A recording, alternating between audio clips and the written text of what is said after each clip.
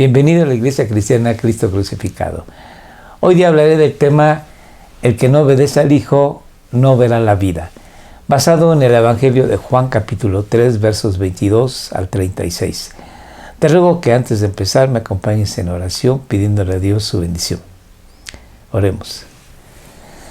Señor Dios, como en cada momento venimos a ti para rogarte que tú nos ayudes, nos bendigas, porque sin ti nada podemos hacer.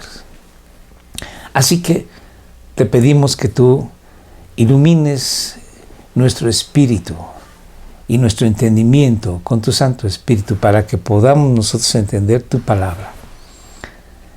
Te lo rogamos en el santo nombre de tu Hijo amado Jesús. Amén. El evangelista Juan nos dice en el capítulo 3 de su evangelio que el Señor Jesucristo tiene una visita inesperada de parte de Nicodemo. Esto es un líder de los judíos que es un buscador de Dios. Es un hombre sincero, un hombre piadoso, pero que sabe que necesita a Dios con mayor impacto en su vida, con mayor realidad. No está contento con ser un religioso. Y Jesús le dice que él lo que necesita es nacer de nuevo. Este nacimiento es espiritual y es Dios quien lo da. Y que una vez siendo nacido de nuevo, necesita al Salvador. Necesita a Jesucristo. Y vamos a ver nosotros que Juan el Bautista nos dice también lo mismo, que el hombre necesita del Salvador. Pero este Salvador también es Señor y tenemos también que obedecerle. Eso es lo que vamos a estudiar el día de hoy. Acompáñenme. Después de esto vino Jesús con sus discípulos a la tierra de Judea y estaba allí con ellos y bautizaba. Después de esto significa después de la entrevista nocturna con Nicodemo. El Señor Jesús deja Jerusalén y se dirige a una región de Judea, en el río Jordán. Y dice el evangelista que el Señor Jesús y sus discípulos bautizaban a los que venían a él. Aunque más adelante nos aclara que el Señor Jesús no bautizaba, sino sus discípulos, lógicamente bajo la supervisión del Señor Jesús. Este bautismo se ha puesto en la mesa y se ha preguntado uno de qué tipo era este bautismo, si como el bautismo de Juan o el bautismo que el Señor Jesucristo más adelante institucionalizó. Algunos dicen que este bautismo era un camino entre el bautismo de Juan y el bautismo cristiano. Como quiera que sea, el bautismo era una señal de que la gente se había arrepentido en su corazón de sus pecados.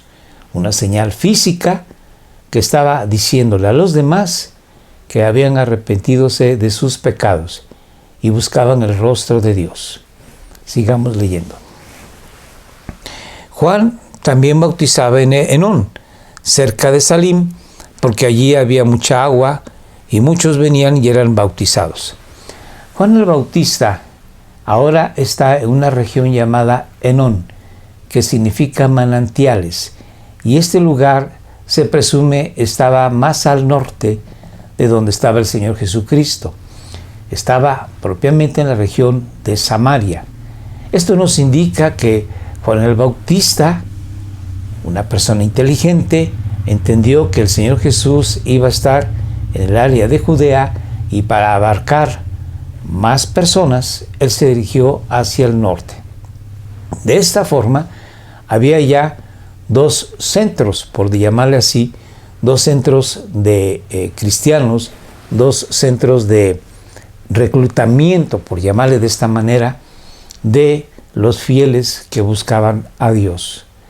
Y en este lugar, Juan, bautizando con sus discípulos, encuentra una situación muy peculiar. Vamos a ver de qué se trata. Porque Juan, dice el evangelista, todavía no había sido metido en la cárcel. Este es una información como un paréntesis para que entendamos que cuando nuestro Señor Jesucristo fue bautizado y después de esto fue al desierto y después inicia con su ministerio, Juan el Bautista no fue inmediatamente encarcelado por Herodes Antipas, sino que todavía estuvo un tiempo ministrando Juan, bautizando en el área del río Jordán. Sigamos leyendo. Entonces surgió una discusión entre los discípulos de Juan y un judío acerca de la purificación. Cuando menciona así el evangelista a un judío, se refiere a un judío que conoce de la ley, un judío que posiblemente haya sido un maestro de la ley, un fariseo, un sacerdote. Entonces vemos nosotros que hay un altercado, hay una molestia, hay una discusión acerca del bautismo de Juan, y los judíos hacían la ceremonia de purificación también lavando a la persona. De esta forma había esa inquietud de por qué bautizabas de esta manera, qué es lo que pretendía Juan al bautizar a la gente así. Entonces vamos a ver que es posible también que este judío estaba señalando a Jesús, bautizando con sus discípulos y poniendo posiblemente en relieve que el bautismo de Jesús era de mayor provecho o de mayor valía que el bautismo de Juan. Y vamos a ver qué sucede.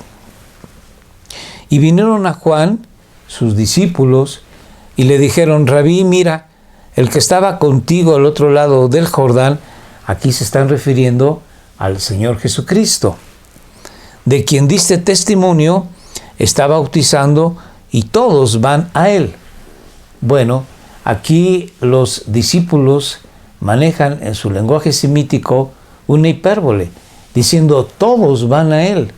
Esto realmente no era así, porque acabamos de leer que muchos venían a Juan para ser bautizados. Lo que querían decir los discípulos es que mucha gente iba a Jesús, más gente que la que venía a Juan. Y estos discípulos de Juan, por ser los discípulos de él, estaban inconformes, molestos, porque ellos no querían que su maestro fuese menospreciado, fuese puesto en menor valía que a aquel de quien Juan había dado testimonio. Sigamos leyendo. Respondió Juan y dijo: un hombre no puede recibir nada si no le es dado del cielo. Todas las personas hemos recibido dones y habilidades, pero todas esas habilidades y dones hemos recibidolas de Dios.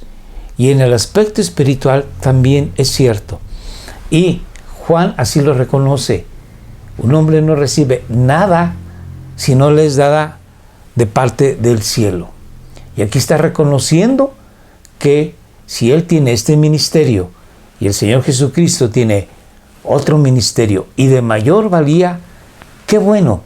Y aquí vamos a ver nosotros que Juan nos enseña algo. En el mundo cristiano, en lugar de que haya competencia, en lugar de que haya el deseo de sobresalir sobre otros, lo que debe de haber es contribución, apoyo, ayuda de un ministerio a otro, de personas unas a otras. Vamos a seguir leyendo. Vosotros mismos me sois testigos, les dice Juan, que les dije: yo no soy el Cristo o el Mesías, sino que he sido enviado delante de él. Yo solamente soy el heraldo y él es el rey. Sigamos leyendo. El que tiene la novia es el novio, pero el amigo del novio, o sea, el padrino, y en este caso Juan el Bautista, que está allí y oye al novio, sigamos leyendo, se alegra en gran manera con la voz del novio. Entonces, quien se va a casar es el novio.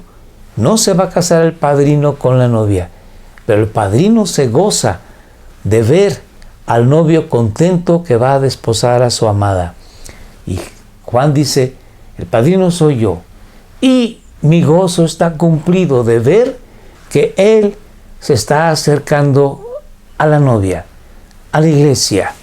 Y por eso, dice Juan, este gozo mío se ha completado. Sigamos leyendo. Es necesario, y todavía Juan remarca el asunto, es necesario que Él, el Cristo, Jesús, crezca y que yo, Juan, disminuya. El que procede de arriba está por encima de todos. Él es el hombre celestial. Él es el Hijo del Hombre que proviene del cielo. Él es el Verbo divino encarnado.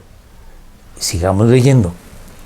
El que es de la tierra, yo, Juan, procede de la tierra y habla de la tierra. El que procede del cielo, Jesús, está sobre todos. Lo que Él ha visto y oído, de eso da testimonio. Y así es. El Señor Jesucristo dijo en más de una ocasión que Él hablaba las palabras que el Padre le había dado para que hablase, y que Jesús actuaba conforme al mandamiento del Padre. Y aquí dice Juan el Bautista, Él, Jesús, ha visto y oído, de eso da testimonio. Ha visto y oído lo que está en el cielo, porque es del cielo. Hay que recordar que hubo un hombre también, posterior a nuestro Señor Jesucristo, el apóstol Pablo, que le fue permitido ir al cielo. Y dice que vio y escuchó cosas inefables, cosas de las cuales no se puede hablar, no se puede describir, porque no hay palabras para poderlo hacer. Y este apóstol tuvo que tener un aguijón en la carne para que él no se envaneciera de este gran privilegio que Dios le dio. Pero eso fue una visita fugaz, rápida, instantánea. Nuestro Señor Jesucristo, desde la eternidad, Él siempre estuvo con el Padre, viviendo en el cielo mismo, viviendo con el Padre y el Espíritu. Y por eso el Señor Jesús da palabras de autoridad. Recordemos cuando son enviados unos alguaciles del templo a capturar a Jesús y regresan con las manos vacías, y los sacerdotes les preguntan, ¿y en dónde está? Y ellos no lo tomaron preso porque nunca nadie ha hablado como este hombre. Entonces, el Señor Jesucristo da palabras de sabiduría, de gracia, de misericordia, de justicia, palabras celestiales. Sigo leyendo.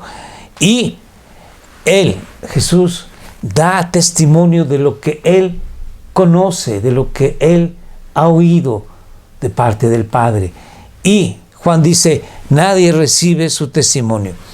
Otra vez, Juan, semítico en su lenguaje, hace una hipérbole.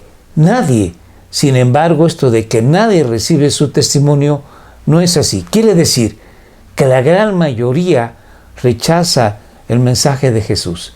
Sin embargo, sí hay gente que escucha a Jesús. ¿Y quiénes son? Es la gente que reconoce su necesidad espiritual. Son publicanos o cobradores de impuestos. Son prostitutas, son ladrones, son gente del pueblo. Y algunos como Nicodemo, que son gente religiosa, gente conocedora de la Biblia, gente que tiene un cierto poder económico y social, también responde. Así que no es así que nadie reciba su testimonio, pero haciendo una hipérbole significa una exageración, que la mayoría no recibe su testimonio. Sigamos leyendo.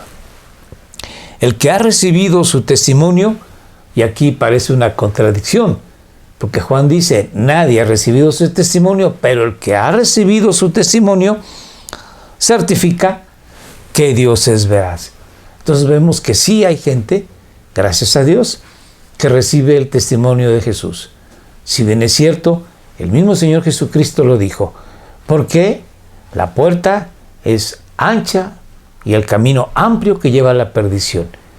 Y la puerta es angosta y el camino estrecho que lleva a la vida eterna. Y pocos la hallan. Entonces, sí hay, bendito Dios, gente que reconoce su necesidad espiritual, que viene a Jesús, pide perdón por sus pecados y entonces sigue a Jesucristo como su Señor. Sigamos leyendo. Porque aquel a quien Dios ha enviado, dice Juan, habla las palabras de Dios. Pues Dios da el Espíritu sin medida a Jesús.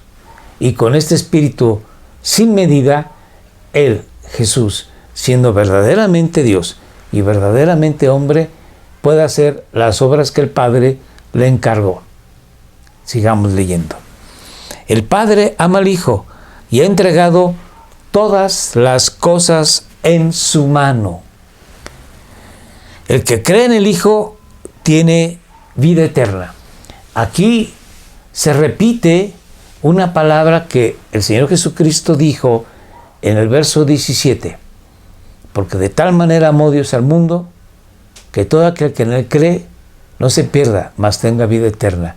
Y que Jesús no vino para hacer juicio, sino para salvación. Entonces, el que cree en el Hijo tiene vida eterna. Ya la tiene. No es que la va a tener. No quiere decir que cuando la gente muera en ese momento empieza la vida eterna. No, la vida eterna empieza en el momento en que el creyente cree en Jesucristo como su Salvador y Señor. Sigamos leyendo. El que cree en el Hijo tiene vida eterna, pero el que no obedece al Hijo no verá la vida. Aquí el evangelista está haciendo un comparativo de creer con obediencia y de no creer o incredulidad con desobediencia. En la primera parte dice, el que cree en el Hijo tiene vida eterna. Habla de creer. Pero en la segunda parte dice, el que no obedece al Hijo no verá la vida. Así que la obediencia es lo mismo que la fe en este caso. Sino que la ira de Dios permanece sobre él. No que la ira de Dios vendrá sobre esa persona, sino permanece en él. Hay que recordar que el apóstol Pablo nos dice que la paga del pecado es la muerte. ¿Por qué? Porque dice, por cuanto todos hemos pecado, estamos destituidos ya de la gloria de Dios. Las personas en este momento están permaneciendo sobre la ira de Dios desde que ellos nacen y posteriormente cuando reconocen a Jesús como su Señor y Salvador, entonces es que vienen a vida eterna. Pero mientras no reconozcan a Jesús como su Salvador y Señor, entonces ellos permanecerán continuamente en la ira de Dios. Ahora vamos a ver que la Biblia nos indica que la fe en Dios siempre va acompañada de obediencia. En Hebreos vemos nosotros en el capítulo 12 que nos dice, 11 y 12, que el que cree es una persona que obedece las indicaciones de Dios. Así nos dice que Abraham creyó y le fue contado por justicia. Pero Abraham creyó y salió de la tierra donde él vivía, en Ur de los Caldeos, hacia la tierra que Dios le mostraría, que sería Canaán. Así, bueno, pues nosotros tenemos que obedecer a Dios, no solamente decir que creemos. Y Santiago nos dice que la fe, necesariamente la fe, va acompañada de obras. Por cuanto uno cree, uno va a amar a Dios, obedeciéndole a Él y amando al prójimo. No podemos decir que nosotros creemos en Dios y quedarnos pasivos, sin hacer nada. Vamos a ver cómo Santiago nos lo dice en su epístola, capítulo 2, verso 14 al 17. Dice: ¿de qué sirve, hermanos míos, si alguno dice que tiene fe, pero no tiene obras? ¿Acaso puede esa fe salvarle? Aquí Santiago nos dice que una fe que es estéril, una fe que no produce obras, es una fe que no es fe salvadora, no es una fe sincera, porque la fe sincera va a obedecer a Dios y va a actuar de tal manera que va con sus hechos a glorificar al Padre. Sigo leyendo. El verso 15 dice: si un hermano o una hermana no tienen ropa y carecen del sustento diario, y uno de vosotros les dice: id en paz, calentaos y saciaos, pero no les dais lo necesario para su cuerpo, ¿de qué sirve? Entonces, la fe siempre va a conllevar obras. Y vamos a terminar leyendo el siguiente versículo. Así también la fe, por sí misma, si no tiene obras, es una fe muerta, estéril.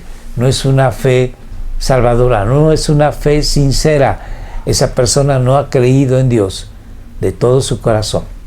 El Señor Jesucristo nos dice al término de su Sermón del Monte, en Mateo capítulo 7, que dice que en un momento dado, en el juicio, muchos dirán: Señor, Señor, ¿qué acaso no echamos demonios en tu nombre? ¿No predicamos el evangelio en tu nombre? Y Jesús les dirá: apártense de mí, hacedores de maldad, nunca os conocí. ¿Por qué? Porque Jesús dice que todo aquel que le oye, todo aquel que cree en Él, va a hacer las cosas que Dios le ha mandado. Y da una parábola. Será como el hombre que planta su casa sobre la roca, y vienen vientos y vienen lluvias, y su casa está firme, porque cavó los cimientos de su casa, de su vida, de su persona, en la roca, obedeciendo las palabras de Jesús. Pero aquel que oye lo que Jesús dijo y no las obedece, es como el que planta su casa sobre la arena y es destruida por las lluvias y los vientos. En esta sección es importante que nosotros vengamos a entender lo siguiente. Todo creyente debe, además de creer en Jesús como su Salvador, también debe de creer en Jesús como su Señor y obedecerle en todo lo que Él nos ha puesto para hacer. Tenemos que obedecerle. Él tiene que ser nuestro Señor en nuestra mente, en nuestros pensamientos, en nuestro hablar, en nuestro actuar, de tal forma de que podamos, como dijera Pedro a las mujeres que son cristianas, que están casadas con hombres no cristianos: gánense ustedes a su marido para Dios sin palabras, solamente por su actitud, por su bien hacer. Y así nosotros también podemos ganar a la gente con nuestro estilo de vida, con nuestra forma de ser, contribuyendo al bienestar de los demás, como dice Santiago. Porque aquí está hablando acerca de el amor que se le tiene a la gente que está en la iglesia y que es de escasos recursos. Pero el Señor Jesús y todos los demás apóstoles en sus epístolas nos enseñan que aún a los enemigos tenemos que ofrecerle nuestro apoyo, nuestro afecto. Y esto es importante porque se está olvidando en la iglesia que lo primero que tenemos que hacer es extender la mano, ayudar, dar el pan, y entonces podemos compartir el evangelio, porque la gente puede abrir su corazón y escuchar. Así el Señor Jesucristo, Él hacía muchos milagros y hubo gente que no lo reconoció como su Salvador, pero otros sí. Tenemos el ejemplo del ciego Bartimeo, cuando Jesús sale de aquella ciudad de las palmeras, de Jericó, y Bartimeo va solicitando ayuda. Jesús, hijo de David, ten misericordia de mí. Y Jesús lo sana. Él brinca, salta, gozoso de que Jesús le devolvió la vista y lo sigue. Entonces, así nosotros también debemos de dar el pan, dar el sustento, dar el apoyo. Y entonces podemos compartir el Evangelio y muy probablemente nos escuchen. Dios te bendiga. Vamos a orar. Bendito Dios, gracias te damos en el nombre de Jesús por tu misericordia y tu gracia para nosotros. Tenemos la oportunidad de vivir esta vida gozosos, obedeciéndote en todo momento. Ayúdanos, te rogamos, en el santo nombre de tu Hijo amado Jesucristo. Amén. Gracias por estar con nosotros. Te recuerdo que todos los martes, 6 de la tarde, en Facebook Live, estamos haciendo oración por tus necesidades. Acompáñanos, escríbenos con gusto. Con gusto vamos a orar por tu necesidad. También estamos en YouTube, en Facebook, y ahora estamos en Telegram, además de WhatsApp. Puedes mandarnos un mensaje y con gusto te saludaremos y oraremos por tu necesidad. Estamos todos los martes, jueves y sábados, 7 de la noche. Por favor, síguenos, compártenos, y si no te es posible ver el video en esa hora, en ese momento, bueno, lo puedes ver más adelante, y los anteriores están a tu disposición. Que Dios te bendiga. Gracias.